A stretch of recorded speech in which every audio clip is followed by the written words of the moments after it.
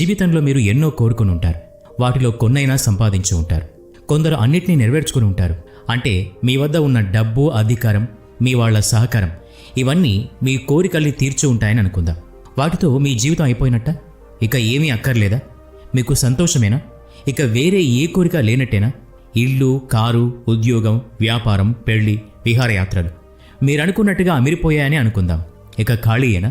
జీవితం గురించి ఇంకా ఏ ఆలోచనలు లేవా? అసలు ఇక ఆలోచించాల్సిన అవసరమే లేదంటారా?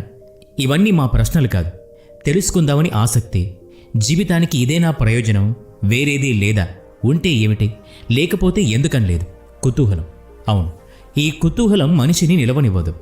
తెలుసుకునేదాకా ఆతృత ఊరుకోదు.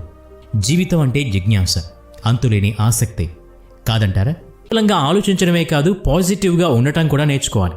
మిమ్మల్ని మీరు ఎలా చూడాలనుకుంటున్నారు, ఎలా ప్రవర్తించాలి, అన్నిటినీ నిదానంగా ఒక ప్రణాళికలో పెట్టండి. అలా ప్రవర్తించి చూడండి, తేడా మీకే తెలుస్తుంది. ఇతరులతో మాట్లాడేటప్పుడు పాజిటివ్గా మాట్లాడటం మీ నడతలో కూడా మార్పు తీసుకొస్తుంది. మీరు మీ విషయంలో ఎటువంటి మార్పు తీసుకురావాలనుకుంటున్నారో అది వీలైనంత త్వరగా తీసుకురావడానికి ప్రయత్నించండి. దీనివల్ల ప్రతిరోజు మీలో మీకే తేడా తెలుస్తుంది. మిమ్మల్ని మీరు గొప్పగా ఊహించుకుంటారు. మీ ఆత్మవిశ్వాసం చాలా పెరుగుతుంది. మీరు చేసే ప్రతి పనిలోనూ అది ప్రతిబింబించేలా చూడండి. మీ శక్తినంతా వినియోగించి ఒక పనిని పూర్తి చేయడానికి ప్రయత్నించండి. ఒకే ఆలోచన, ఒకే పని మీద అలాగే దృష్టి పెడితే ఖచ్చితంగా మీరు దాని యొక్క ఫలితాన్ని పొందుతారు.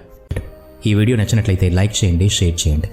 ఇలాంటి మరిన్ని వీడియోస్ కోసం ఈ ఛానల్కి సబ్స్క్రైబ్ చేసుకొని బెల్ ఐకాన్ మీద క్లిక్ చేయండి. నెక్స్ట్ వీడియోలో మళ్ళీ కలుద్దాం. Thanks for watching.